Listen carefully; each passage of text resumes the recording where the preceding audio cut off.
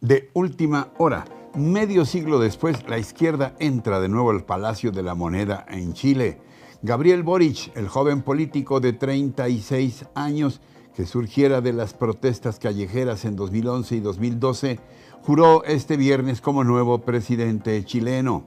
Boric, quien sustituye al centroderechista Sebastián Piñera, llega al poder como abanderado de la coalición de izquierda Apruebo Dignidad.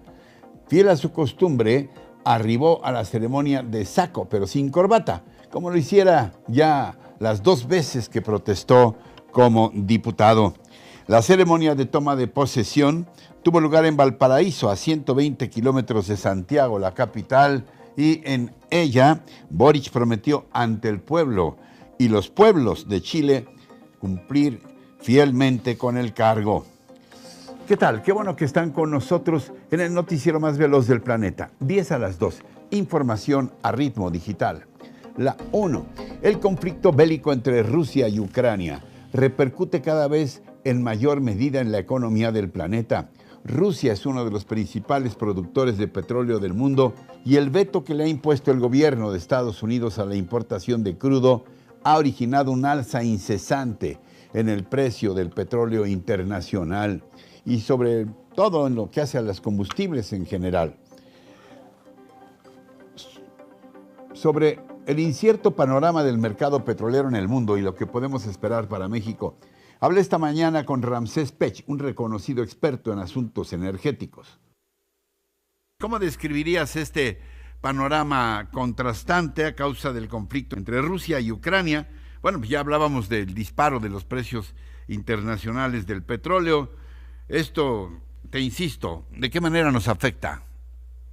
Bueno, que simplemente lo que hemos visto aquí en México, que no estamos adaptados y no nos podemos mover en forma rápida. En menos de 15 días que llevamos la invasión de Rusia a Ucrania, la geopolítica a nivel mundial ha cambiado y nosotros llevamos casi más de 60 días en un parlamento que estamos decidiendo de quién va a generar la electricidad. El mundo ya cambió en menos de 15 días y esto lo que me conlleva es que la transición energética va a ser más acelerada en cuanto a usar energías renovables y sobre todo tener una mejor materias primas, eliminando el carbón y dejando un poco cada día más, sobre todo en Europa, la utilización del gas natural, porque vieron que su codependencia era muy fuerte contra Rusia. Y esto lo que nos va a llevar a nosotros, don Ricardo, es que hemos perdido nuevamente un gran negocio en el mercado en el corto plazo. Y esto me refiero a la venta del crudo para exportación, y esto se deriva principalmente porque hemos visto que Estados Unidos ya está hablando, el día de ayer habló con Colombia, habló con Venezuela ya en unos días pasados, está hablando con Irán, sí, y eso nos va a dejar fuera de negocio a nosotros. A ver, tú dices que México debía haber aprovechado ahorita el alza de los precios para vender petróleo. Sí, ¿por qué le digo esto? Porque hicimos un estudio y revisamos de varias mezclas de hidrocarburos a nivel mundial y calculamos cuál era el punto de equilibrio, es decir, entre tus ingresos y tus costos, cuál es el punto de equilibrio que ni ganas ni pierdes, y resulta que la mezcla mexicana está en $31 por barril. Si tenemos este punto de equilibrio hacia arriba, incluyendo costos de producción y todo lo demás, quiere decir que si la mezcla está a $100, tenemos todavía un margen de $70 por cualquier costo. Pues quiere decir que estás ganando alrededor más o menos como unos $50, por así decirlo, por cada barril, hoy en día como está el valor. Ramsés, ¿es correcto lo que dice el presidente que no han aumentado y no van a aumentar los precios de gasolina y diésel? Sí han aumentado y hay que dejarlo claro. Ahorita pues nosotros estamos pagando los costos directos del combustible, incluyendo el IVA, porque no estamos pagando el IEPS en los combustibles. Es decir, si tú vas a la bomba el día de hoy, tú estás pagando los costos directos y a partir de mañana se va a ver reflejado los costos directos más el subsidio que se le está dando al gobierno, pero ese subsidio va a ser en función de que el que compra el combustible lo aplique en sus declaraciones que tengan en el ISR. Entonces, esto es una figura muy complicada para poder mantener los precios de los combustibles, pero hoy en día el gobierno está tratando de tener control, pero sí han aumentado los precios de los combustibles. La 2. ¿Qué tanto sabemos los mexicanos sobre las causas y las consecuencias de la invasión de Rusia a Ucrania?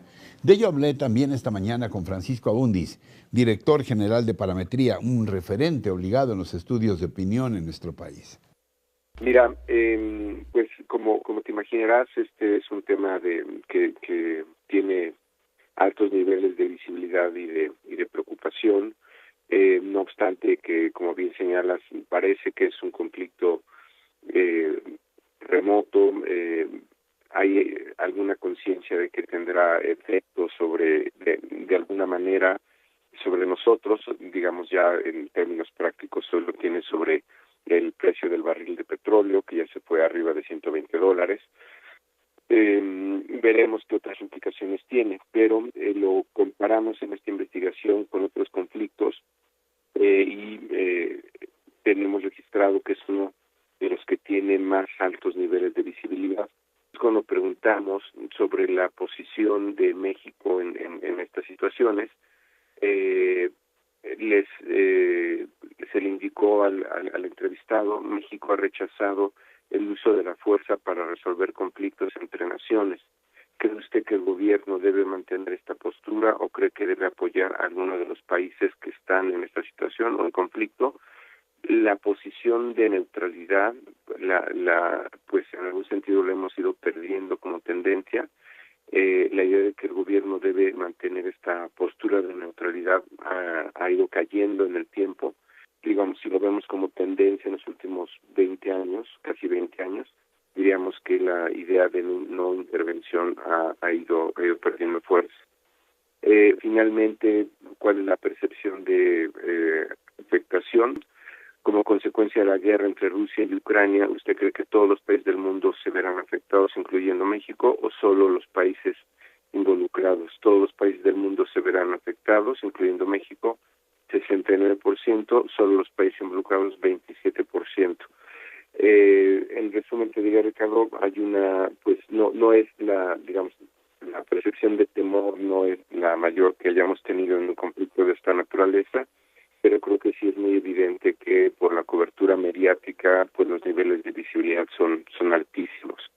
El segundo, con mayor atención en los últimos 20 años, solamente comparable con la guerra de Estados Unidos con Irak. Las amenazas terribles, tocamos madera todos, de que en algún momento dado esa palabra indeseable, nuclear, se haya pronunciado en torno a este conflicto, pues también eso ha aumentado muchísimo los temores de gente en todo el planeta, y México no sería la excepción, ¿no, Paco? Así es, yo creo que yo creo que es uno de los temores latentes, y en el caso de México, pues por ser vecino de Estados Unidos, creo que nuestra percepción de riesgo siempre es mayor. La 3. Siguen las malas noticias para la economía mexicana. La mayoría de los 36 economistas miembros del Comité Nacional de Estudios Económicos del Instituto Mexicano de Ejecutivos en Finanzas, el IMEF, coinciden en que el crecimiento del PIB para ese 2022 estará por abajo del 2%. Una encuesta realizada a estos expertos arroja que más de la mitad, el 53%, bajaron su previsión, quedando una media de 1.9% de crecimiento. En esta misma encuesta hay quienes consideran de forma optimista que la economía podría crecer a 2.5% y los más pesimistas que podría caer a 1%. En cuanto al pronóstico para la tasa de inflación, se incrementó a 5% desde el 4.4% estimado en febrero. En esta estimación, la expectativa más optimista sitúa a la inflación en 4.2%, mientras que la más pesimista la ubica en un 7% anual. La 4. Este jueves el Parlamento Europeo hizo un exhorto a México para cambiar su política con relación a los periodistas y defensores de los derechos humanos. Los eurodiputados señalaron que México es desde hace mucho tiempo, pero sobre todo en los 2 años recientes, el lugar más peligroso y mortífero para los periodistas fuera de una zona oficial de guerra, por lo que en una resolución aprobada con 607 votos a favor 2 en contra y 73 abstenciones, pidieron al gobierno mexicano de Andrés Manuel López Obrador garantizar la protección de comunicadores y activistas de los derechos humanos, así como la creación de un entorno seguro para ellos. Al mismo tiempo manifestaron su preocupación por las duras críticas que desde el gobierno el presidente hace un día sí y otro día también a los periodistas. Es la eurodiputada Inmaculada Rodríguez Piñero.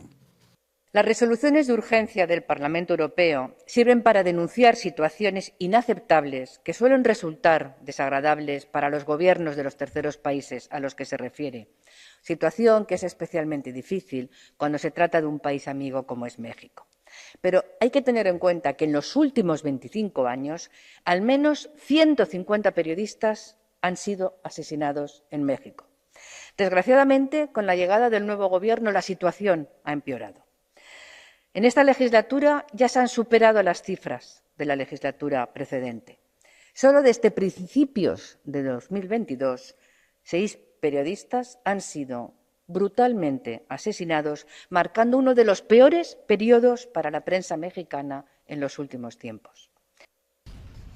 Bueno, la 5. El gobierno de la 4T reacciona al llamado de los diputados del Parlamento Europeo, llamándolos borregos e injerencistas, en respuesta a la condena de los eurodiputados por los homicidios de periodistas en México. El comunicado oficial, inusitadamente grosero del gobierno mexicano, lamenta que se sumen a la estrategia reaccionaria y golpista del grupo corrupto que se opone a la Cuarta Transformación.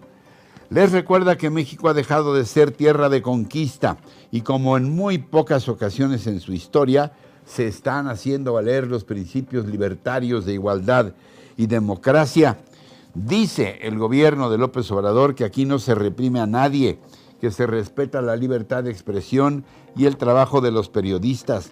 Les reclama a los europeos que guardaron un silencio cómplice cuando en los últimos 36 años el Estado neoliberal en México violaba los derechos humanos y creaba la monstruosa desigualdad y violencia que hoy se padece.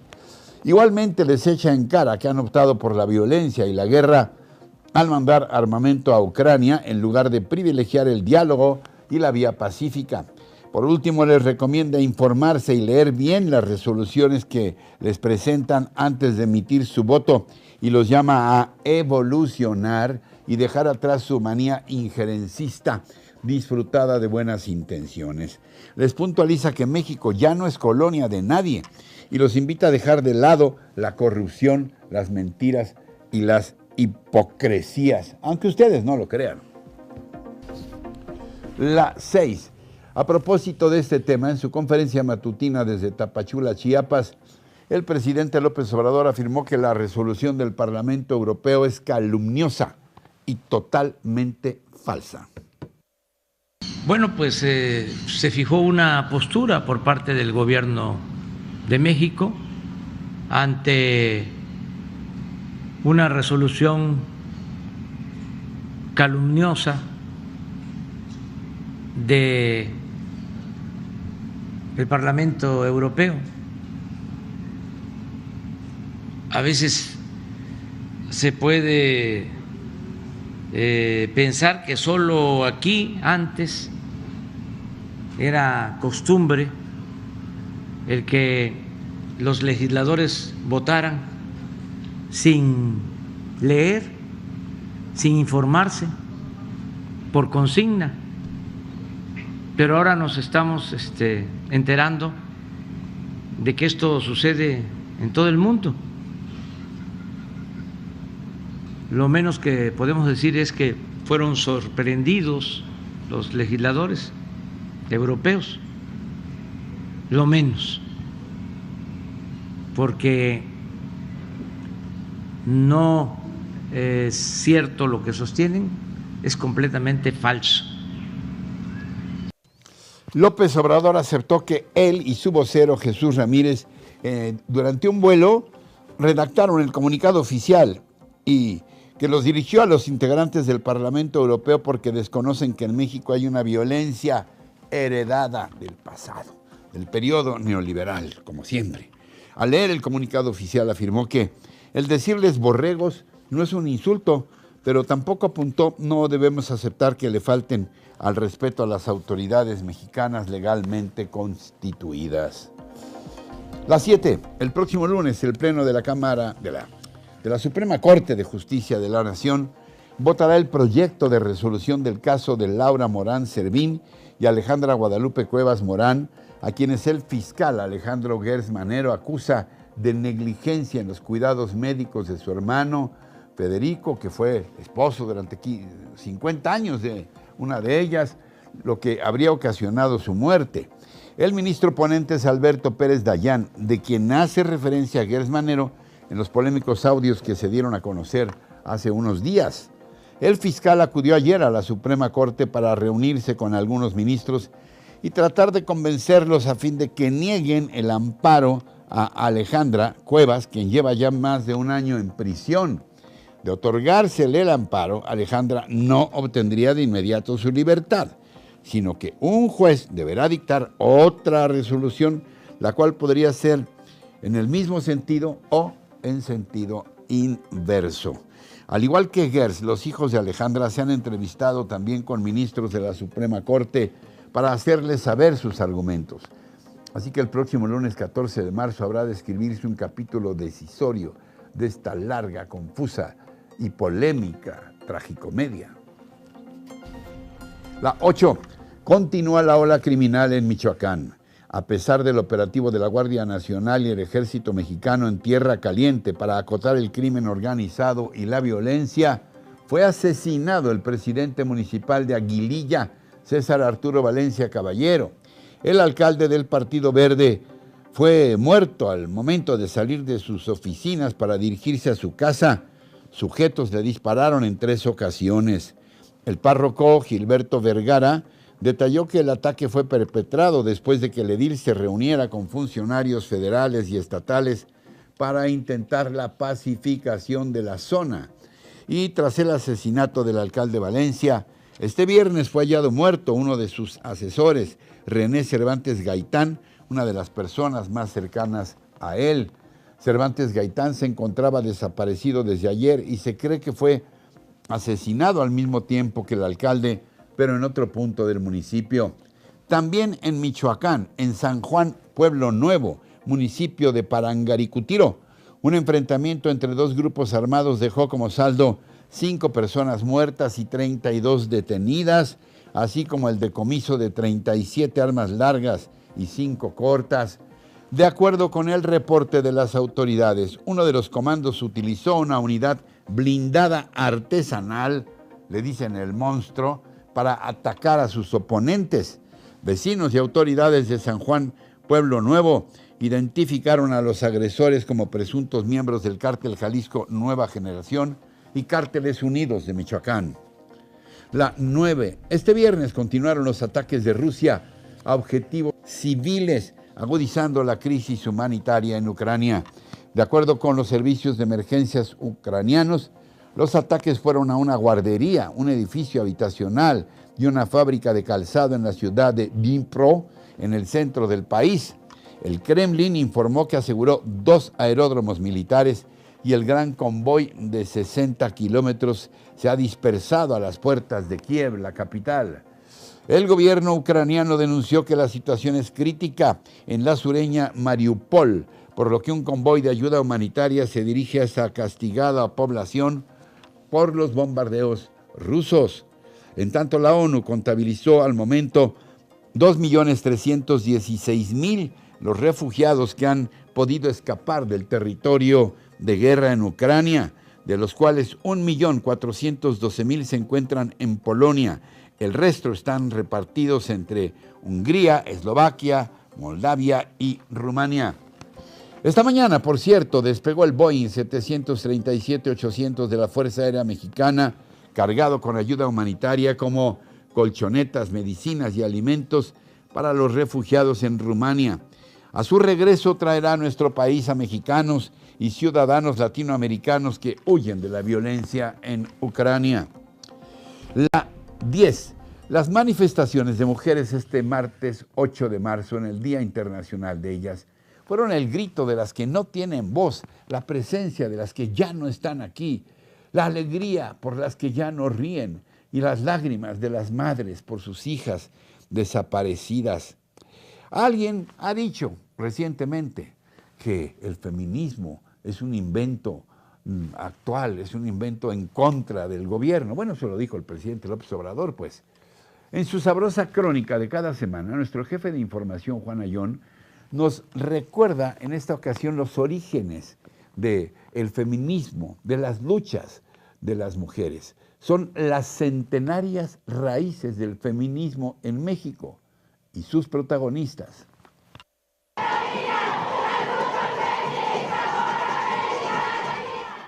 La manifestación del 8 de marzo del presente año, donde las mujeres llenaron las principales calles de la metrópoli y de otras ciudades, fue el grito de las que no tienen voz, la presencia de las que ya no están aquí, la alegría por las que ya no sonríen y de las lágrimas de las madres por las hijas ausentes.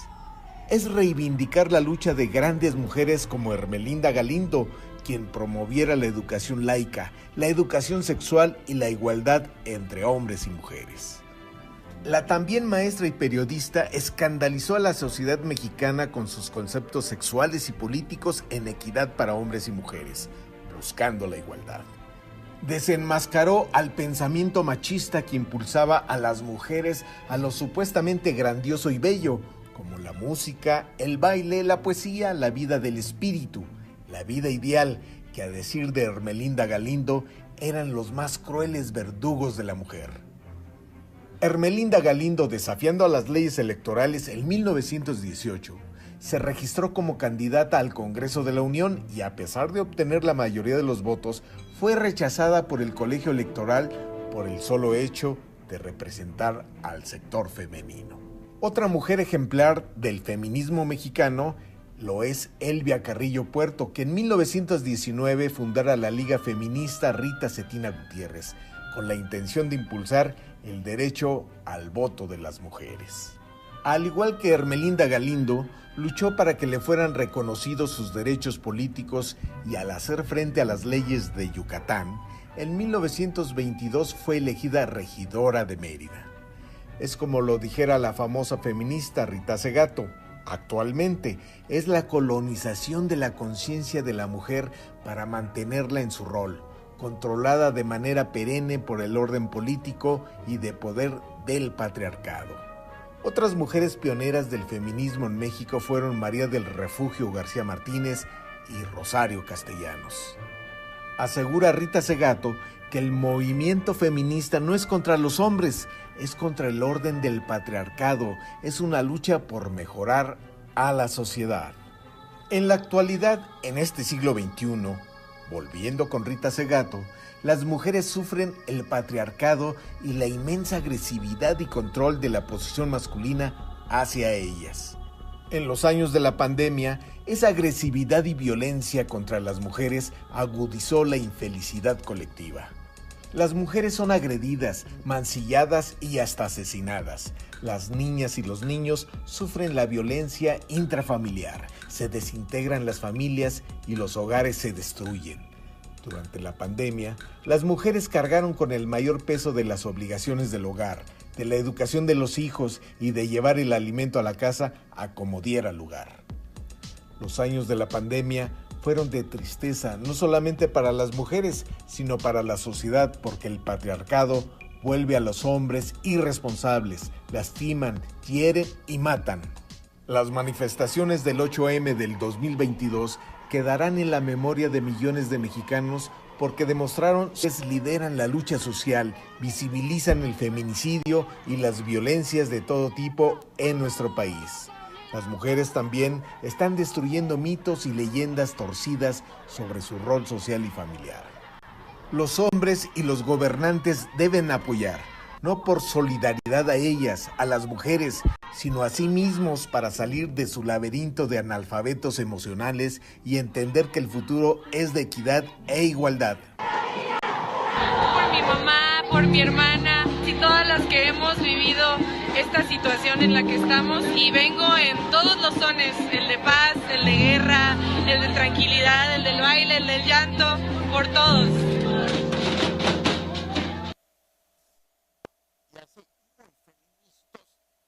Centenarios y solidarios con esta lucha que es de todos. Llegamos al final de hoy. Gracias una vez más por todos sus mensajes en nuestras redes sociales. Pueden estar seguros que los leemos a todititos ustedes y que tomamos nota de sus sugerencias, comentarios, sus críticas también. Muy bienvenidas. Que tengan muy buen fin de semana. Y no olviden que hay que seguirnos cuidando porque esto todavía no termina. Así que el cubrebocas, la sana distancia, los geles y si se puede quedarnos en casa disfrutándonos unos a otros, mucho mejor. Recuerden que tenemos una cita de lunes a viernes en 10 a las 2 y en todo momento con nuestros contenidos completitos en nuestras redes sociales y por supuesto aquí en nuestra página rochainforma.com. Hasta entonces, hasta siempre.